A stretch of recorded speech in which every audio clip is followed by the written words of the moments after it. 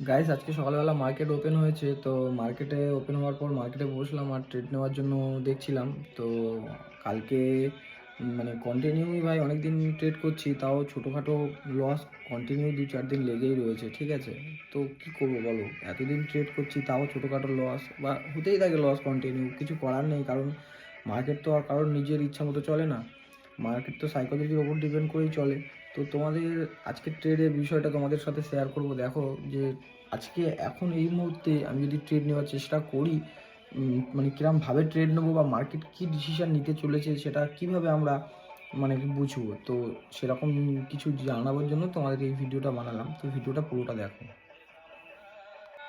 আচ্ছা দেখো, আমার এই সেটআপে মার্কেটে 7 দিনের ট্রেড চার্ট বের করেছি।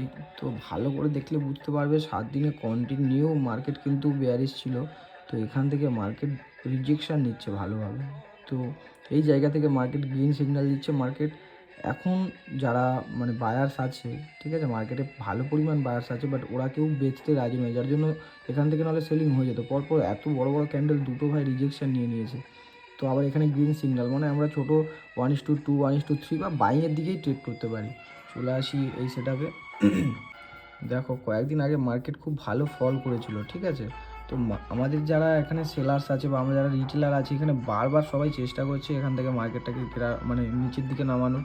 বাট মার্কেটে যারা বায়ার্স আছে, অনেক ভালো পরিমাণ বায়ার্স ছিল ভাই, ঠিক আছে, যারা কিনতে চায়। মার্কেট এর আগে কিনেছিল, মার্কেট সেই জন্য কিন্তু এখানে ফল করেছিল। এবার এখানে তারা কিনেছে কোটি কোটি টাকা, যারা বড় বড় স্মার্ট মানি আছে ভাই, তারা কিনেছে, বাট তারা এখানে বেচতে রাজি নয়। এদের প্রেশারটা কিন্তু মার্কেটে অলরেডি রয়ে গেছে। আর যারা সেলিং করেছে তারা কিন্তু মার্কেটে আর নেই ভাই, তারা যদি থাকতো মার্কেটে এত বড় মুভমেন্ট কখনোই করতো না, ঠিক আছে। তো এখানে মার্কেট এখন ওয়েট করছে, মানে বায়ারদের জন্য ওয়েট করছে। আর আমরা যদি ট্রেড করেও থাকি, নেবো ভাবি, তো আমরা বাইংয়ের দিকেই নেব, ঠিক আছে। চলো বন্ধুরা, দেখা হবে নেক্সট কোনো ভিডিওতে। কিছু শিখতে পারলে চ্যানেলটা সাবস্ক্রাইব করে রাখো।